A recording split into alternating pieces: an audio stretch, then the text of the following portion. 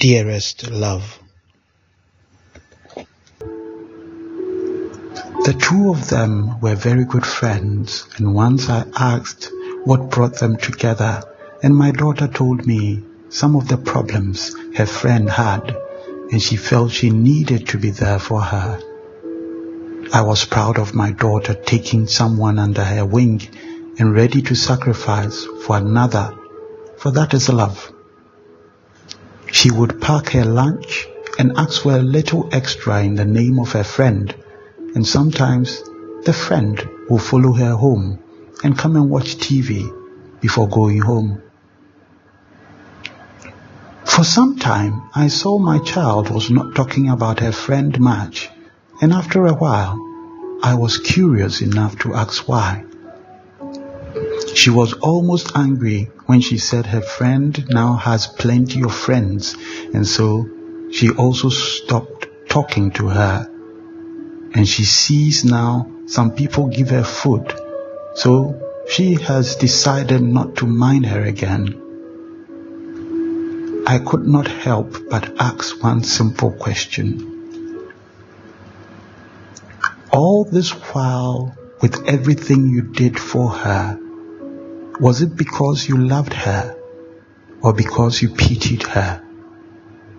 I could see her brain working hard to justify her jealousy and anger because, just like many, she believed she had bought her friend's allegiance for life, and she should always be at her feet, asking for favors. I looked my daughter in the eyes and told her this. Sometimes we think we do right, but our actions does not show how bad others are, but rather how weak our supposed love has been.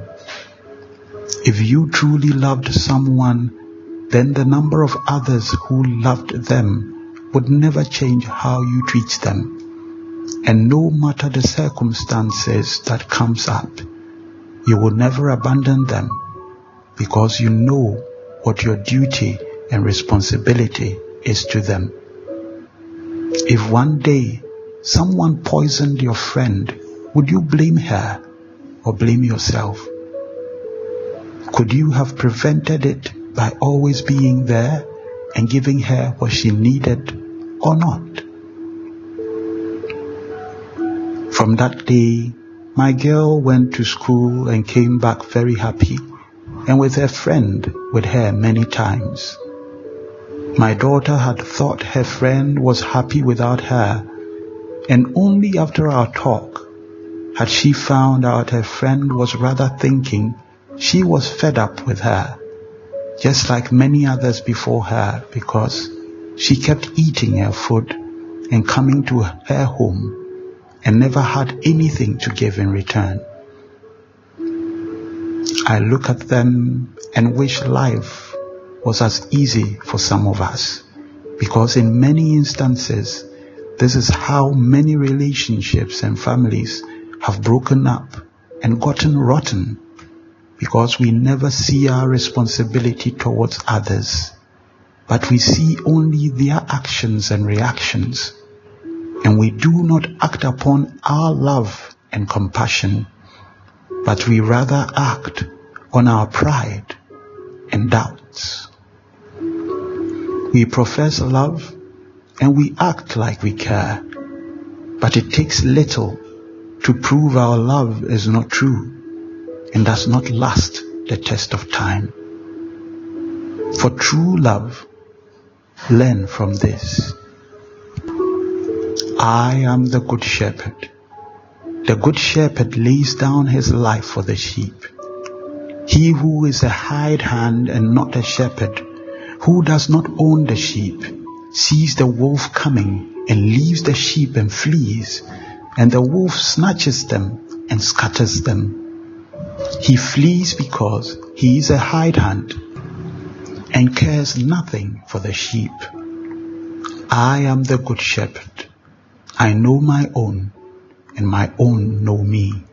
John 10:11-14. If ever a friend should fall to the wolves, turn to bad ways, meet with destruction or demise, I hope you will not have guilt of knowing you ran from them to save yourself because you are just a hired hand who did not accept a responsibility for another's soul. Stay blessed, trust and obey, for there is no other way. Okay?